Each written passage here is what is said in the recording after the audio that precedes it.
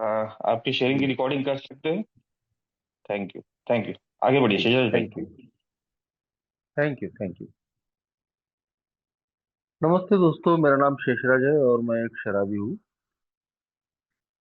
भगवान की असीम कृपा है, अल्कोहलिक्स अनोनिमस का साथ है, आप सभी भाइयों की मदद है। यही वजह है दोस्तों, आज भी मैं शराब के घुट से दूर हूँ। एक अच्छी और संतुलित जिंदगी जीने की कोशिश कर रहा हूँ। दोस्तों, सबसे पहले तो दिव्य जीवन ऑनलाइन समूह का मैं बहुत बहुत आभारी हूँ, जिन्होंने आज मुझे अपने अनुभव साझा करने का मौका दिया। हाल ही में 15 अगस्त को मैंने 18 साल अपनी सोब्राइटी के पूरे किए हैं दोस्तों। और उसी के उपलक्ष्य में अपना ग्रेटिट्यूड अदा करने के लिए इस समूह ने मुझे अपने अनुभव साझा करने का मौका दिया। मैं फिर एक बार इस ग्रुप का मैं बहुत बहुत आभार प्रकट करता हूँ। दोस्तों, अभी एक सदस्य ने भी कहा कि ग्रेटिट्यूड ये क्या चीज है। ये ए में आने से पहले बिल्कुल पता ही नहीं था। और ठीक वैसे ही है दोस्तों, मेरे साथ में भी यही बात है। अल्कोहलिक्स एनोनिमस में आने के बाद पहली बार मैंने ये जो आभार प्रकट करना या आभार नाम की भी कोई चीज है, ये पहली बार अनुभव किया। कहीं तो भी एक स्वार्थी और एक मतलबी जीवन में जी रहा था ए में आने के पहले, जिसमें दूसरों की भावनाओं का कोई महत्व ही नहीं था दोस्तों। चाहे वो मेरा परिवार हो, चाहे जहां भी मैं जुड़ा था, दोस्त पड़ोसी रिश्तेदार, हर जगह दोस्तों कहीं तो भी मैंने रिश्तों के साथ में एक मतलबीपन ही रखा था। एक अल्कोहलिक वैसे भी एक स्वार्थी और आत्मकेंद्रित इंसान ही रहता है। हमारी बिग बुक में ही लिखा ही है कि यही हमारी सबसे बड़ी जड़ है हमारी समस्या की। और मेरी जिंदगी में जो शराब आई और मैं शराब पीने लगा, तो वो मेरे स्वार्थीपन की ही निशानी थी। जिस घर में मैं अपने घर में शराब की बर्बादी देख चुका था और शराब पीने की बिल्कुल मेरी स्थितियां नहीं थी, तो उसके बावजूद मैं शराब को अपने करीब किया, तो मेरी शराब से मेरे घर के लोगों का कोई फायदा तो नहीं हो रहा था। मैंने जो शराब पी वो अपने आप के लिए पी, अपने स्वार्थ के लिए, अपने मजे के लिए पी थी। ऐसा तो हुआ ही नहीं कि मेरे शराब पीने से मेरे परिवार को कोई फायदा हो रहा था। तो कहीं तो भी शराबीपन की शुरुआत ही दोस्तों मेरे स्वार्थ से हुई। और किसी का कोई ख्याल ही नहीं था। मैं खुद भी अपने पिताजी के शराबीपन की वजह से वो सारी चीजें अनुभव कर रहा था कि एक शराबी कैसे खुद बर्बाद होता है, उसके परिवार को क्या कुछ सहन करना पड़ता है। मगर उसके बावजूद दोस्तों मैंने वो शराब का रास्ता चुना। कहीं तो भी किसी के भी प्रति कोई जिम्मेदारी की भावना मेरे मन में अगर होती, तो अपने पिताजी की शराब की बर्बादी की देखने के बाद में और एक पढ़ा लिखा होने के बावजूद उस रास्ते से मैं जाता ही नहीं था। मगर कहीं तो भी मेरा जो स्वार्थ है, मेरा जो मतलबीपन है, वो मेरे पे हावी हो गया था और शराब मेरी जिंदगी में आई दोस्तों। उसके बाद में इतनी गिरावट अल्कोहलिज्म ने मेरी जिंदगी में की कि उसको अब बताना भी बहुत मुश्किल होता है। कहीं तो भी हर व्यक्ति मेरे से दुखी था। मेरी माँ, जिसने पहले ही मेरे पिताजी का शराबीपन झेल चुकी थी, सारी उसकी उम्मीदें कहीं तो भी अब मेरे पर थी। लेकिन जब देखा उसने कि जिस पे उम्मीद है वो लड़का भी अब शराब की तरफ चले गया, तो उसकी हालत बद से बदतर हो गई थी दोस्तों। मगर मैं उन चीजों को अनुभव ही नहीं कर पा रहा था कि मेरे से अब मेरे घर के लोग परेशान हो रहे हैं। वो डर में है, दहशत में, तनाव में आ चुके हैं। उनका जीना दूभर हो गया है। घर के अलावा मेरे से जुड़े हुए और जो भी लोग थे, मेरे अच्छे दोस्त थे जो मेरी केयर करते थे, मुझे सम्मान करते थे, पड़ोसी बचपन से ही चाहते थे, तारीफ करते थे कि अच्छी पढ़ाई करता है, अच्छे नंबरों से पास होता है। शायद वो तारीफें सुन सुन के जो मैं बड़ा हुआ, उसी की वजह से एक आई एम डिफरेंट वाली फीलिंग मेरे अंदर आ गई थी। कम समय में ही मैंने अच्छा नाम कमाया था, सोशली मैं एक्टिव था। पर मगर वो जो तारीफें सुन सुन के मैं बड़ा हुआ, तो शायद उसी ने मेरा अहंकार बढ़ा दिया था कि मैं बाकी लोगों से अलग हूँ। और इसीलिए दोस्तों, जब शराब जिंदगी में आई, धीरे धीरे बढ़ने लगी, लोग समझाने लगे, तो मैं उनको यही बोलता था कि अपना ऐसा नहीं है, मैं दूसरों के जैसा नहीं पीता, मैं उधार नहीं पीता, मैं गिरता पड़ता नहीं, मैं गाली गलौज नहीं करता। और आखिरकार मेरी शराब बढ़ते गई, और बहुत ही जल्दी मैं पूरी तरीके से दोस्तों शराब के चंगुल में फंस गया। शराब मेरी गरज बन चुकी थी। घर कैसा चल रहा है, घर के लोग कैसे जी रहे हैं, उनकी आत्मा कैसे दुख रही है, उनकी मनस्थिति क्या है, वो समझने के स्थिति में ही मैं नहीं रहा। चौबीसों घंटे के इसी शराबीपन की वजह से दोस्तों 2003 में मैं बीमार गिरा, और डॉक्टरों ने बताया कि टीबी हो गई। बिल्कुल सूख गया था मैं, हड्डियों का ढांचा बन गया था। और 4 महीने लगभग मैं बेड पे रहा, उठ ही नहीं सकता था। उसके बाद में बैसाखियों के सहारे धीरे धीरे मैंने उठना शुरू किया, फिर से चलना सीखा। और लगभग 11 महीने के बाद में मैं अपने काम धंधे पे लौटा। नहीं मालूम था दोस्तों कि शराब इतनी शक्तिशाली होती है, क्योंकि तब तो ये में था ही नहीं मैं। तो 11 महीने के बाद में फिर शराब का आमना सामना हुआ। 4 लोगों के साथ में एक बार में मैं बैठा, और उस वक्त मैं सोच के बैठा था कि मैं दारू नहीं पीऊंगा। कहीं तो भी जब मैं बीमार था, बेड पे था, तब भी मैंने अपने आप से कमिटमेंट किया था कि अभी एक नई जिंदगी यहाँ से शुरू करेंगी, अब शराब नहीं पिएंगे।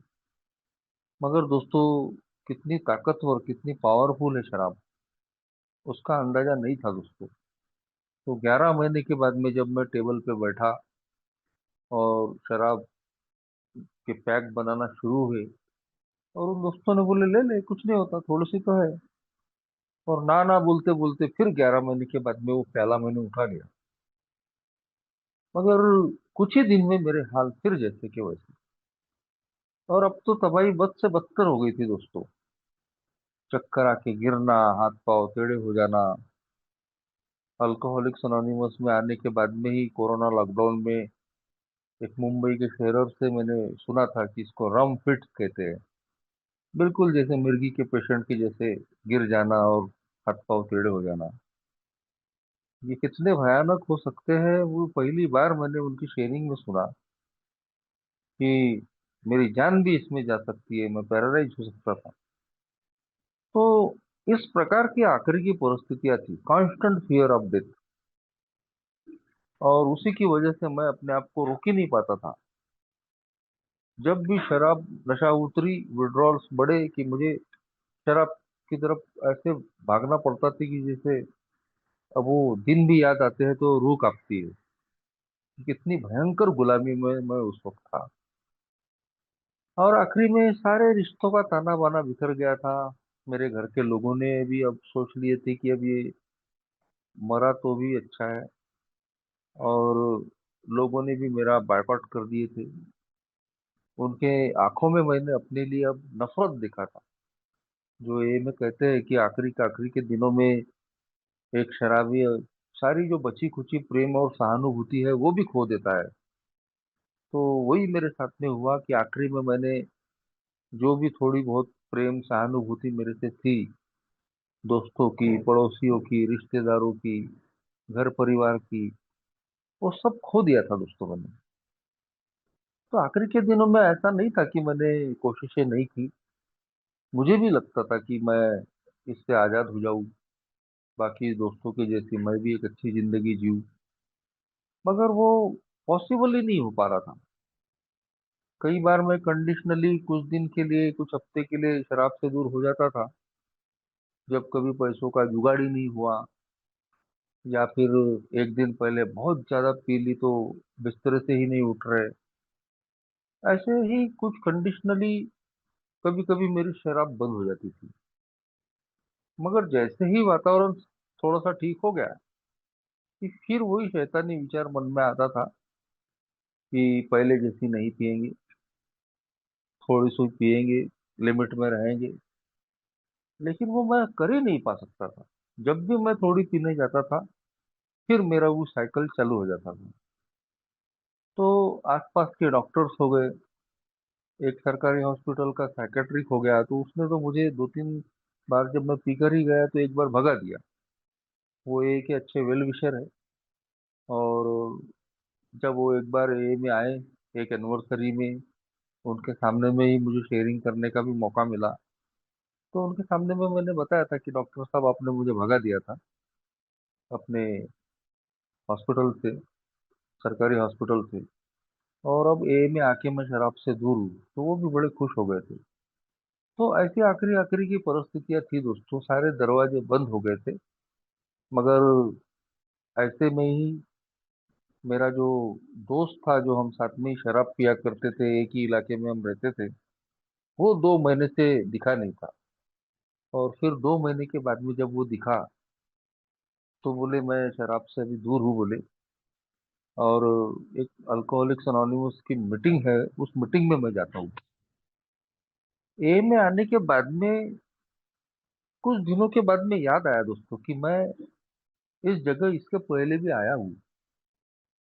मेरे जो नॉन अल्कोहलिक दोस्त थे, जिनके साथ में मैं पढ़ता था, एक लाइब्रेरी में हम सब पढ़ाई करते थे, रात को वही सोते थे, और वही मैं रात को शराब पीकर गाने गाना, लोगों ने टाइम पास बना दिया था, मुझे समझ में ही नहीं आ रहा था। और वो जो मेरे खास दोस्त थे, वो बहुत केयर करते थे मेरी, और मुझे समझाते रहते थे। वो अल्कोहलिक नहीं थे, वो, उनको शराब के शौक भी नहीं थे। वो हमेशा मेरी मदद करने के लिए कोशिश करते थे। एक दो बार उन्होंने मुझे हॉस्पिटल लेकर गए। एक दो बार उनके सामने ही मैं, वो रम फिट्स जो आते हैं उस तरीके से गिर गया था, तो काफी घबराए हुए थे वो। तो उनमें से ही एक दोस्त था, उसने कहीं से पता निकाला था अल्कोहलिक्स एनोनिमस का, और एक ही मीटिंग में, अगस्त 2007 के पहले ही वो, एक बार मुझे वो एक दोस्त लेकर गया था। मगर 15-20 मिनट बैठने के बाद में वो वहां से मुझे बाहर लेकर आया, और बोले चलो, बोले। बोला क्या हो गया, बैठते हैं। मैं तो पीके था, मुझे मालूम भी नहीं था कि ये अल्कोहलिक्स एनोनिमस है। तो उसने बोला, अरे नहीं, बोले तुम नहीं, बोले तुम नहीं टिकोगे, बोले सब यहाँ पर ये ईश्वर प्रभु भगवान चल रहा है, बोले।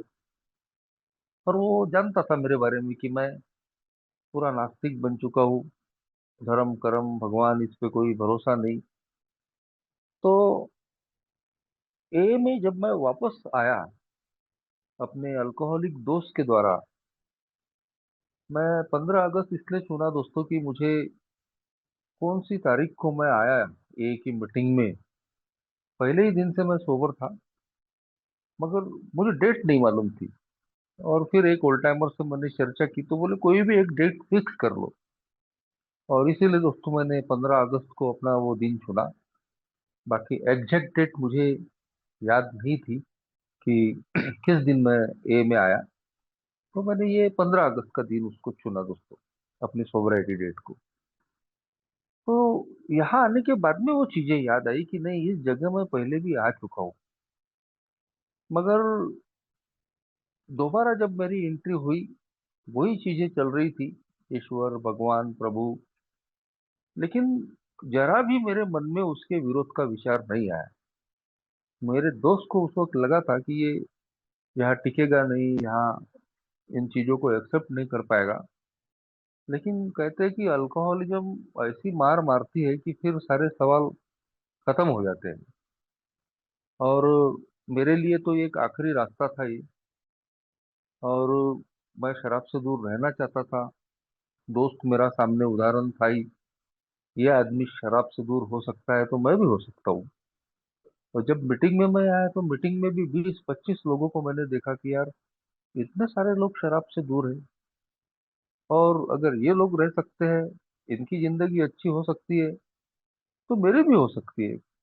और पहले ही दिन से मैंने इस मीटिंग का हाथ जो पकड़ा दोस्तों, तो अब देखते देखते 18 साल हो गए।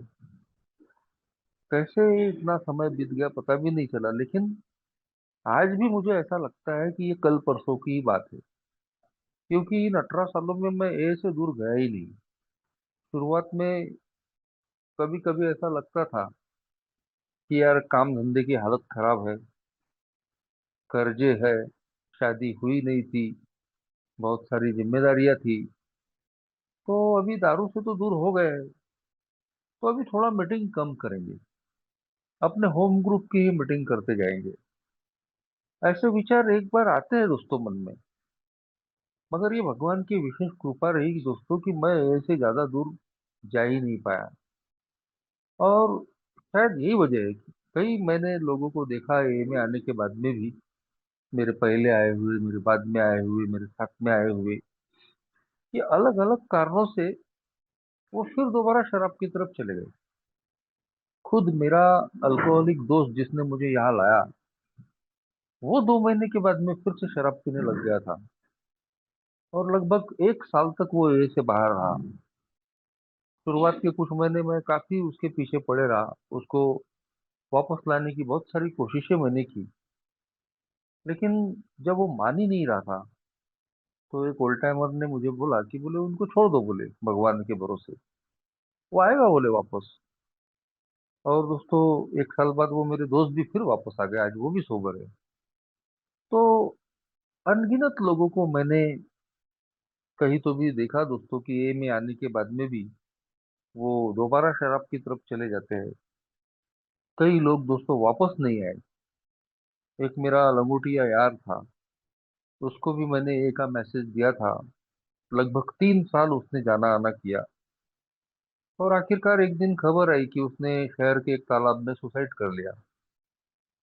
ऐसे ही अनगिनत लोग मैंने इन 18 सालों में देखे हैं दोस्तों कि कई बार वो जाना आना उन्होंने किया, और कुछ लोग इतने बेचारे अभागे थे कि वो फिर दोबारा वापस एक ही मीटिंग में आ ही नहीं सके।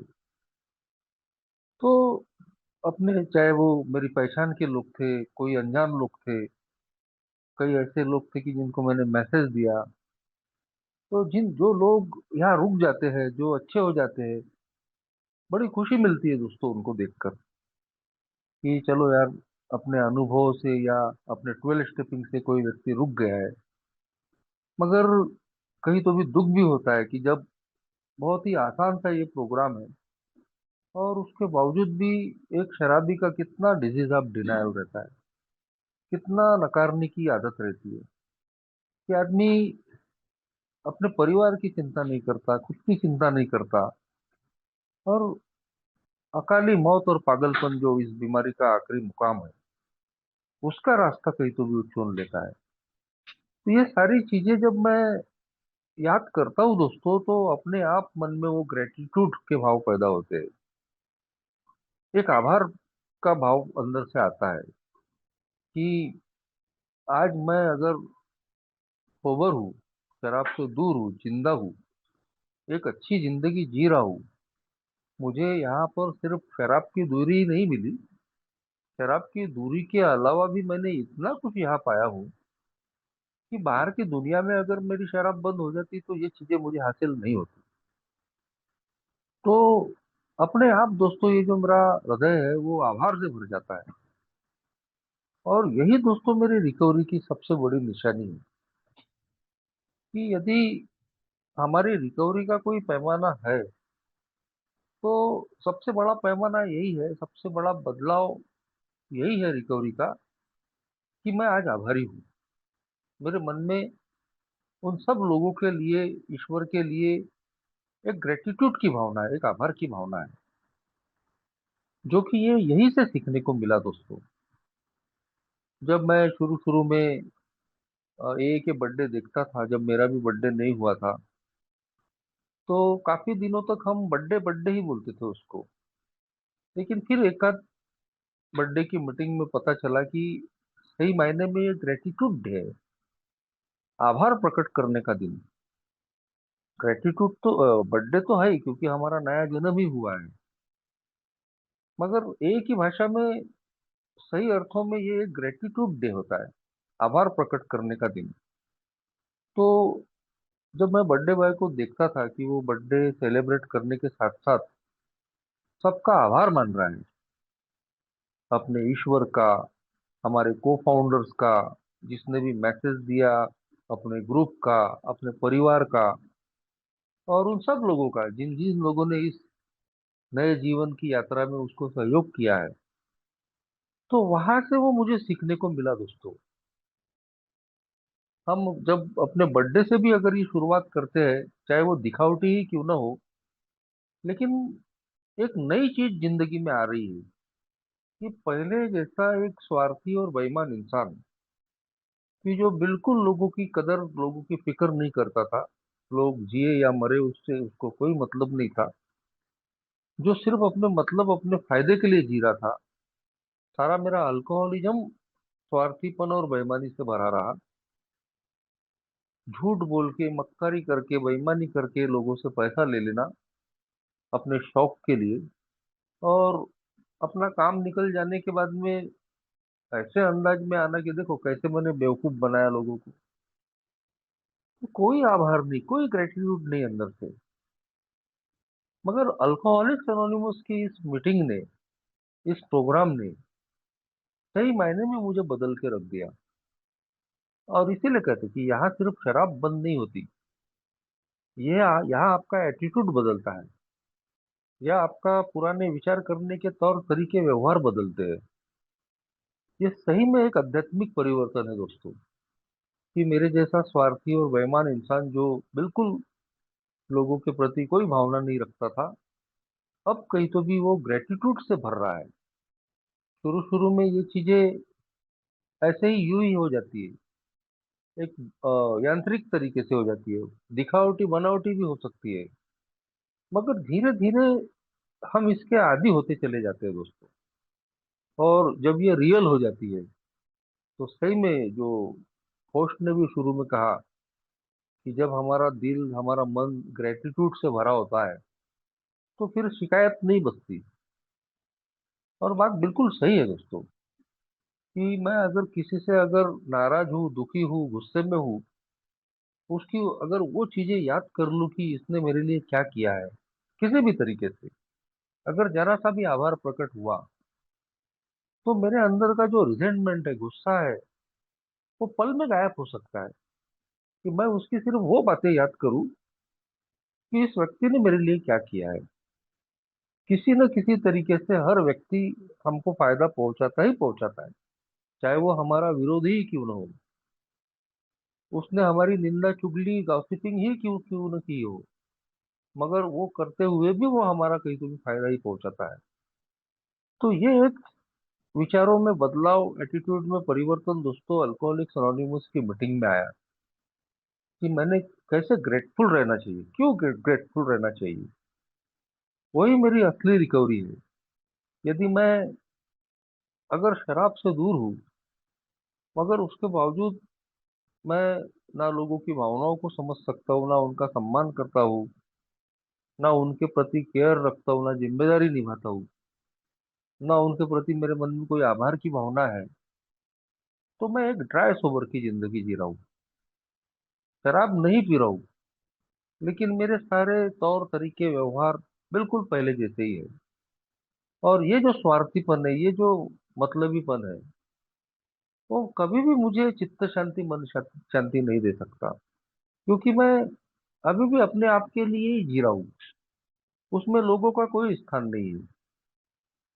थैंक्स गॉड की अल्कोहलिक्स अनोनिमस में आने के बाद में ये चीजें समझ में आई दोस्तों, कि मुझे अब उन लोगों का सिर्फ आभार ही प्रकट नहीं करना है, उनकी कहीं तो भी केयर भी करनी है, उनकी जिम्मेदारी भी लेनी है। मेरे परिवार ने बहुत कुछ भुगता है, मेरी वाइफ ने और मेरे बच्चों ने तो मेरा अल्कोहलिज्म नहीं देखा।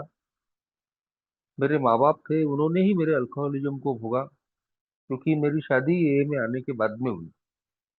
तो मेरे बीवी बच्चों ने मेरा अल्कोहलिज्म नहीं देखा।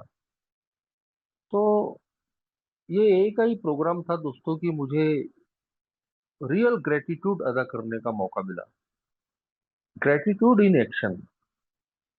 सबसे पहले तो इस ए के प्रोग्राम ने मुझे आभारी रहना सिखाया। मगर उसके बाद में ये जो ग्रेटिट्यूड है, ये जो आभार है, ये एक्शन में होना चाहिए, कृति में होना चाहिए, सिर्फ मुंह जबानी नहीं होना चाहिए। ये चीज भी इस प्रोग्राम ने सिखाई दोस्तों। ये ऐसा नहीं होना चाहिए कि भाई जिस दिन बर्थडे है उस दिन आ गए और उस दिन आभार मान लिए। ये जिंदा नहीं होती तो मैं नहीं होता, मेरा परिवार नहीं होता तो मैं नहीं होता, और बात खत्म हो गई। अल्कोहलिक्स एनोनिमस के इस प्रोग्राम ने अब आगे एक बात और सिखाई कि ये जो कृति है, ये जो कृतज्ञता है मेरी, ये जो आभार है, वो एक्शन में होना चाहिए। इतने साल मैंने अपने परिवार को सताया, और एक दिन आकर मैं उनका आभार मान लूं, माफी मांग लूं और बात खत्म हो जाएगी, ऐसा नहीं है। अब इस ग्रेटिट्यूड को मुझे रोज के रोज अदा करना पड़ता है, वो भी एक्शन में।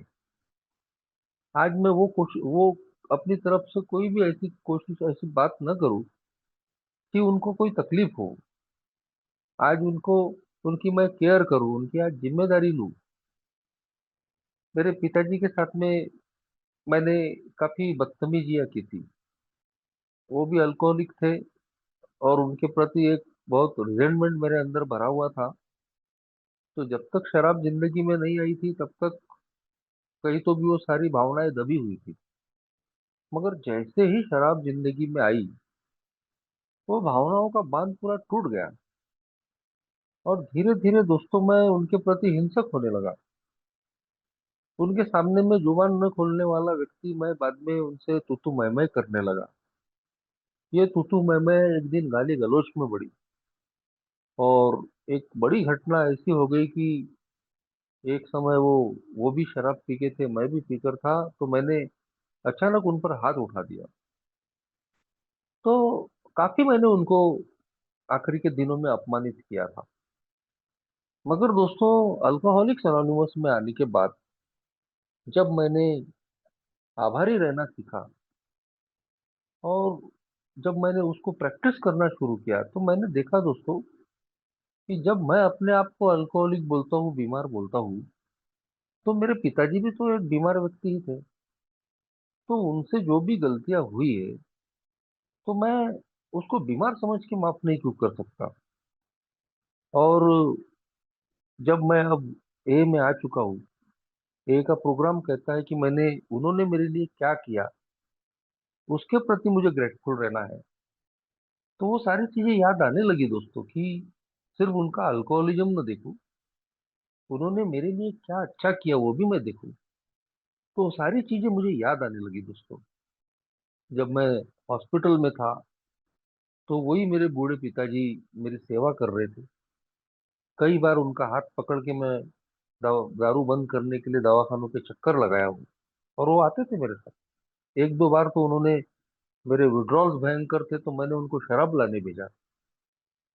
कई बार इतनी शराब हो जाती थी कि मैं बाथरूम तक नहीं जा पाता था, तो उनका हाथ पकड़ के मैं बाथरूम में जाता था। तो वो बहुत सारी चीजें फिर याद आने लगी दोस्तों कि पिताजी ने सिर्फ कुछ गलती नहीं किया, बहुत सारी अच्छी चीजें भी मेरे लिए की। आज मैं जिस घर में बैठा हूँ, कहीं तो भी वो घर उनकी वजह से है, वरना मैं कहाँ मारा मारा फिरता। तो वो सारी चीजें, जब उनकी अच्छी चीजें जो उन्होंने मेरे लिए किया वो याद आने लगी, तो मेरे अंदर का सारा रिजेंटमेंट कहीं तो भी बहने लग गया। अपने चौथे साल में मैंने स्पॉन्सर बनाया, और उनके मार्गदर्शन में मैंने अपनी 4 स्टेप इन्वेंट्री ली। और उस 4 स्टेप इन्वेंट्री के बाद तो मेरे बचे खुचे जितने भी रिजेंटमेंट थे, पिताजी से ही नहीं और भी बहुत सारे लोगों से, वो अचानक दोस्तों कहीं तो भी पूरे नरम पड़ गए। और फिर शुरू हुआ दोस्तों भरपाई का प्रोग्राम, अमेंड्स का। मैं भाग्यशाली हूँ कि अल्कोहलिक्स अनोनिमस के इस प्रोग्राम की वजह से ही मैं अपने पिताजी की और बाकी लोगों की भी भरपाइयाँ कर सका। और जिसकी वजह से दोस्तों, जो भी गलत हरकतें, जो अपमान मैंने पिताजी का किया था और जो मैंने बताया कि एक बार मैंने हाथ उठाया था, आज उसकी आत्मग्लानि मुझे नहीं सताती। वरना अगर मैं बाहर की दुनिया में होता, बाहर की दुनिया में मेरी शराब कहीं बंद भी हो जाती थी, तो इस आत्मग्लानि से शायद ही मैं मुक्त हो पाता था। मगर इस महान एक के प्रोग्राम ने ही दोस्तों मुझे अमेंड्स करने का, भरपाई करने का मौका दिया। मेरे पिताजी ने मेरी सोब्राइटी देखी। वो आज इस दुनिया में नहीं है, लेकिन उनके जाने से पहले उनकी सेवा करने का मुझे मौका मिला। और यदि ये ग्रेटिट्यूड की भावना अगर मेरे मन में नहीं होती, तो मैं ए में आने के बाद में भी दोस्तों रिजेंटमेंट से भरा रहता। उनकी वही चीजें याद करता कि जो मुझे तकलीफ देती थी। और दोस्तों मैं उनके काम में नहीं आ पाता था। लेकिन ईश्वर ने और इस ए के प्रोग्राम ने कहीं तो भी वो भरपाई करने का मुझे मौका दिया। आखिरी दिनों में वो बीमार रहा करते थे, तो मुझसे जितना हुआ मैंने उनकी सेवा करने की कोशिश की। आज पिताजी दुनिया में नहीं है, मगर माँ है। और ये भी एक ईश्वर का और एक का चमत्कार है कि माँ की सेवा करने का, अपना ग्रेटिट्यूड अदा करने का मौका आज मुझे मिल रहा है। तो आज कोशिश करता हूँ दोस्तों कि मेरे भाषा से, मेरे विचारों से, मेरे व्यवहारों से उसको कोई दुख न पहुंचे। एक घर में रहते हैं तो एक छोटी मोटी तकरारें, छोटी मोटी बातें चलते रहती है। कभी बीवी से हो जाती है, कभी बच्चों को डांट देना, कभी माँ से नोक-झोंक हो जाना। तो एक घर में रहते हैं तो ये नॉर्मल चीज है। लेकिन अब दोस्तों मैं इतना जिम्मेदार बनने की कोशिश जरूर करता हूँ कि मेरी वजह से उनकी आत्मा को, उनके दिल को बहुत ज्यादा चोट न पहुंचे। छोटी मोटी रोजाना कभी कोई तकरार हो भी जाती है तो वो अब बढ़ावा नहीं देता दोस्तों उसको। क्योंकि मैं जानता हूँ कि यदि मेरा घर ठीक नहीं रहेगा, क्योंकि हम सुनते हैं कि चैरिटी बिगिंस विथ होम। जितनी भी सेवा, जितनी भी परोपकार करनी है, अच्छे काम करने हैं, तो उसकी जो शुरुआत है वो घर से होनी चाहिए। यदि अगर आपका घर खुश नहीं है, तो आप बाहर भी खुश नहीं रह सकते। ये एम में आने के बाद में मैंने सीखा दोस्तों, हर हाल में मुझे घर की जिम्मेदारी लेनी पड़ेगी। अपने घर के लोगों का केयर रखना पड़ेगा। वो मेरे अल्कोहलिज्म के भुक्त भोगी है। तो आज मेरी जिम्मेदारी है कि सही मायने में अगर ग्रेटिट्यूड अदा करना है, तो आज मेरी जिम्मेदारी है कि मैं हमेशा उनको खुश रखूं। और खुश रखने के लिए हमेशा पैसों की आवश्यकता नहीं रहती, बहुत ज्यादा पैसों की भी आवश्यकता नहीं रहती। छोटी छोटी चीजों से भी मैं उनको खुशियां दे सकता हूँ। वो देने का तरीका भी ये नहीं सिखाया दोस्तों। तो कहीं तो भी ये चीजें आज जब मैं प्रैक्टिस कर रहा हूँ दोस्तों, तो मैं देख रहा हूँ कि घर का वातावरण ठीक है, घर के लोग ठीक है। मेरी वाइफ ने मेरा अल्कोहलिज्म नहीं देखा, मेरे बच्चों ने भी मेरा अल्कोहलिज्म नहीं देखा। मगर दोस्तों आज मैं उनके प्रति भी आभारी हूँ। क्योंकि जहां तक फाइनेंशियल क्राइसिस होते हैं, प्रॉब्लम होते हैं, तो वाइफ के अलावा और कौन समझ सकता है। तो जब मैं ए में आया था तो मेरी परिस्थितियां बड़ी खराब थी। एक अच्छे व्यवसाय में था, लेकिन वो व्यवसाय शुरू होने के पहले ही खत्म हो गया था, क्योंकि दारू की बोतल ही लेके गया था मैं उसमें। और ए में आने के बाद में उस व्यवसाय को ठीक होने में एक लंबा समय लगा। 2 साल के बाद ही मेरी शादी हो गई थी। तो ए में आने के बाद में भी फाइनेंशियल प्रॉब्लम बहुत थे। मगर ऐसे में दोस्तों उस वक्त कहीं तो भी तनावपूर्ण स्थितियां थी। रिलेशनशिप वाइफ से बराबर नहीं थे। कहीं तो भी डर लग रहा था कि यार ये व्यक्ति निभाएगी क्या। क्योंकि वो अच्छे घर से आई थी और लगता था कि ये इसके बड़े बड़े सपने हैं, तो अपन तो पूरा नहीं कर पाएंगे। तो मैं कुछ ही दिन में डाइवोर्स के बारे में सोचने लग गया था। एक शराबी भगोड़े किस्म का इंसान होता है। वो परिस्थितियों का सामना करता नहीं है, उसको डर लगता है और कहीं तो भी उससे भागने की कोशिश करता है। मगर ये अल्कोहलिक्स अनोनिमस का ही प्रोग्राम था कि जिसने पल पल सिखाया दोस्तों, छोटी छोटी चीजें सिखाई कि भाई तुम दूसरों को मत बदलो, अपने आप को बदलो, बाकी चीजें अपने आप बदल जाएंगी। और जब मैंने अपने आप पे काम किया, अपने आप को बदलने की कोशिश की, तो मैं देख रहा हूँ कि पूरी दुनिया बदल रही है। आज वही वाइफ है, पिछले 16 सालों से वो मेरे हर सुख दुख में, उतार चढ़ाव में बराबर साथ दे रही है। शुरुआत में भी हो या आज भी हो, बहुत सारी चीजों की पूर्ति मैं नहीं कर पाता, मगर वो तो हंसते हंसते निभा लेती है। कोरोना लॉकडाउन में ही बहुत सारे लोगों से मुलाकात हुई, लोगों से संबंध बने। वो दिन आज भी याद है दोस्तों, कि उस वक्त कोरोना की दूसरी लहर में मेरा पूरा परिवार कोरोना पॉजिटिव हो गया था। और उस समय विली सर, रोनी सर, दिल्ली के सुधीर सर, हमेशा उनसे हमारी बातचीत होते रहती थी, एक स्ट्रेंथ मिलते रहती थी। तो उस कोरोना की दूसरी लहर के दौरान मेरा पूरा परिवार कोरोना पॉजिटिव हो गया था और हम लोग एक क्वारंटाइन सेंटर में 14 दिन रहे। मगर मेरे परिवार ने कोई ना नुकुर, कोई उफ तक नहीं की। और बढ़िया जैसी भी परिस्थितियां थी उसमें हम हंसते खेलते रहे। 14 दिन की वो क्वारंटाइन सेंटर से निकलने के बाद, 14 दिन के बाद फिर वो कोरोना का दूसरी लहर का तूफान आया और लाखों लोग कहीं तो भी चले गए उसमें। मगर भगवान ने बचा लिया। ऐसे ही कई इंसिडेंट्स है जिंदगी में कि जहां मेरे परिवार ने कहीं तो भी मुझे साथ दिया, चाहे वो मेरे बच्चे ही क्यों ना हो। कोरोना लॉकडाउन में घर में ही पड़े रहता था और ये भगवान की कृपा थी, भगवान ने सेवा करने का मौका दिया। तो मुझे काफी जगह से स्पीकर मीटिंग्स के ऑफर आते थे, सुबह शाम दोपहर। और दोस्तों मैं बिल्कुल मना नहीं करता था। एक ही दिन में मैंने 3 3 4 4 स्पीकर मीटिंग्स की। तो लोग भी बोलते थे कि यार, जितनी मीटिंग किसी ने की नहीं होंगी उतनी शेषराज ने स्पीकर मीटिंग की। और मैं कभी ये नहीं देखा कि उस ग्रुप में कितने लोग जुड़ते हैं। कुछ ऑनलाइन मीटिंग्स तो ऐसी थी, दूर दराज इलाकों की, कि यार जहाँ 2 4 लोग ही जुड़ते थे। मगर दोस्तों मैं वहां जाकर भी अपनी सेवा देता था।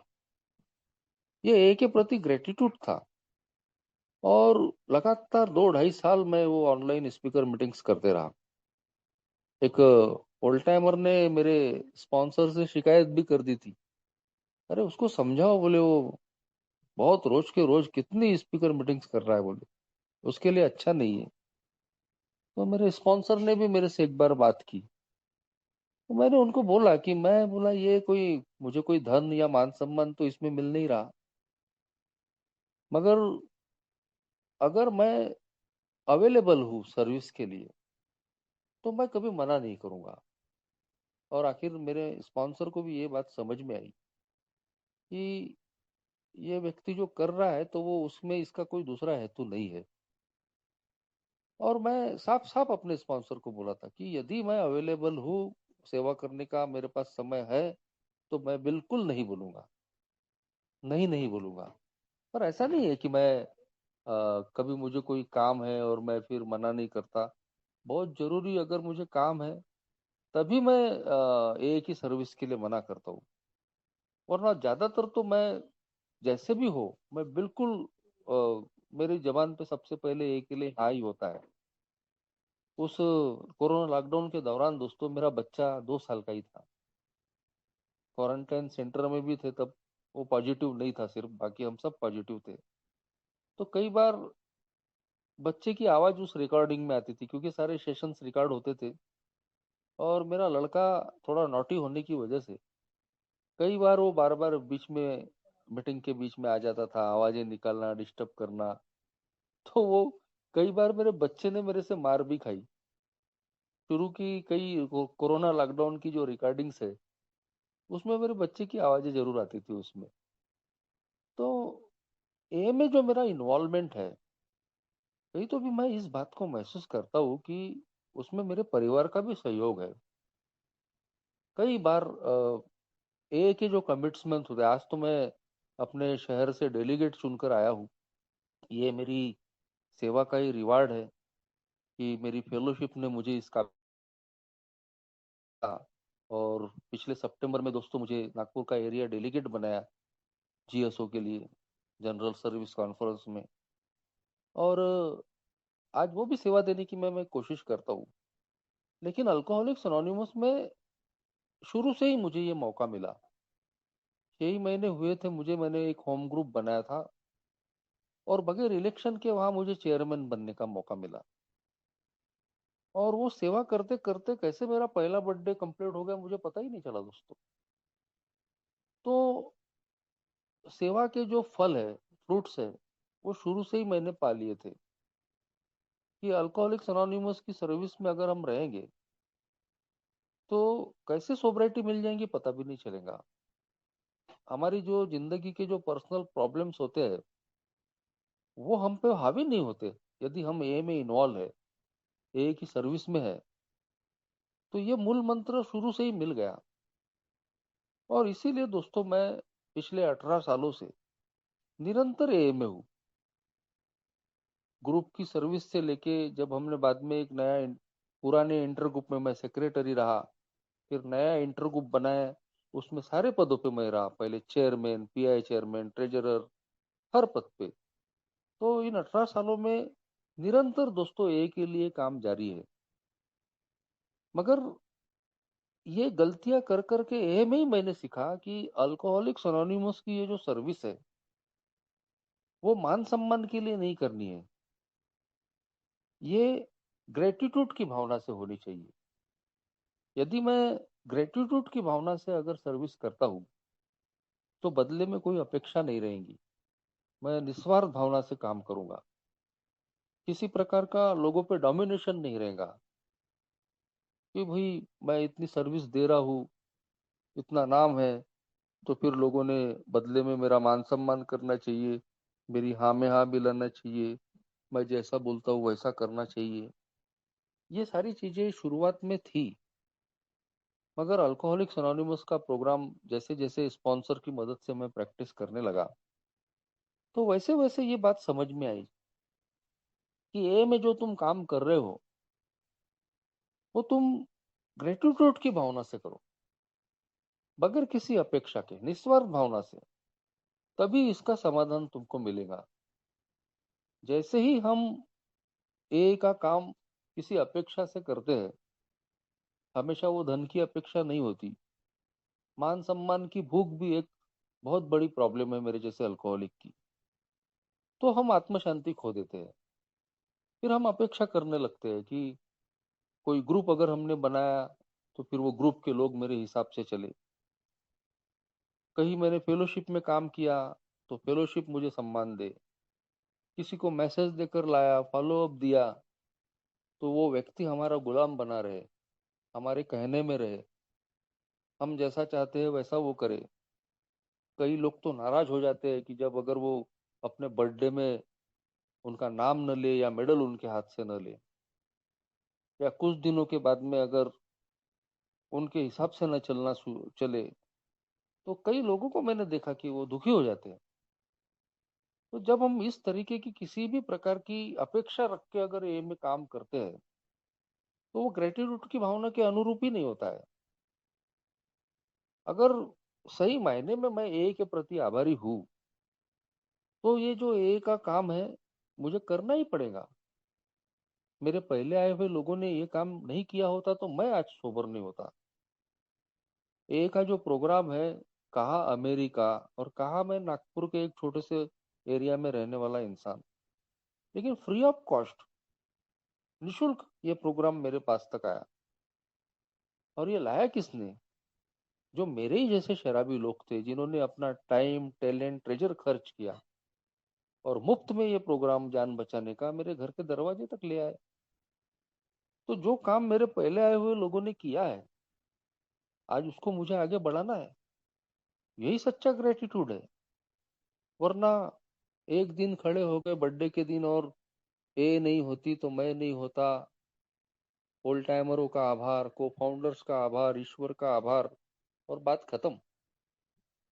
मगर अल्कोहलिक्स एनोनिमस ने सिखाया दोस्तों, सबसे पहले तो आभारी रहना सिखाया, ग्रेटफुल रहना सिखाया, और दूसरा, ये जो ग्रेटिट्यूड है मेरा, ये जो आभार है, वो एक्शन में होना चाहिए, कृति में होना चाहिए। तो अब मुझे वो काम करना पड़ेगा जो मेरे पहले आए हुए लोगों ने किया। ये सारी चीजें ए में आने के बाद ही धीरे धीरे सीखने को मिली। और इसीलिए दोस्तों, आज जो मेरा ए में इन्वॉल्वमेंट है, चाहे उसके लिए कितनी भी तकलीफ उठानी पड़े, कितने भी मुझे तकलीफ हो, कई बार कई चीजें सेक्रीफाइस करनी पड़ती है, कई बार थक भी जाता है आदमी, मगर उसके बावजूद जब ए का काम होता है हमारे हाथों से, तो एक अजीब सी मन शांति, चित्त शांति मिलती है दोस्तों। सोबराइटी के बाद में शायद यही चीज पाने के लिए हम ए में आते हैं। यदि मैं आज भी रेस्टलेस, इरिटेबल, डिस्कंटेंट हूँ, अस्थिर, चिड़चिड़ा, नाखुश, तो कहीं तो भी मुझे सोचना पड़ता है कि मैं सोबर हूँ या ड्राई सोबर हूँ। क्योंकि अब मुझे सोबराइटी के साथ साथ सेरेनिटी की भी आवश्यकता है, पीस ऑफ माइंड की भी आवश्यकता है। और जब हम आभारी रहते हैं, आभारी रह के एक का काम करते हैं, एक की सेवा करते हैं, तो सही में दोस्तों, वो चित्त शांति, वो मन शांति हमको मिलती है। तो यही चीजें आज भी मैं पाने की कोशिश करता हूँ। जो भी ए में मेरा इन्वॉल्वमेंट है, जो भी मेरी सर्विस है, वो मान सम्मान के लिए न रह के एक आभार की भावना से, एक ग्रेटिट्यूड की भावना से मैं करते रहूं। यही मेरी कोशिश होती है दोस्तों। तो जो भी मेरे अनुभव थे, मैंने रखा, और आप लोगों ने आज मुझे मौका दिया अपना आभार प्रकट करने के लिए, उसके लिए भी बहुत बहुत धन्यवाद। Thank you. Thank you so much, thank you so much Sheshraj भाई, थोड़ा देर के लिए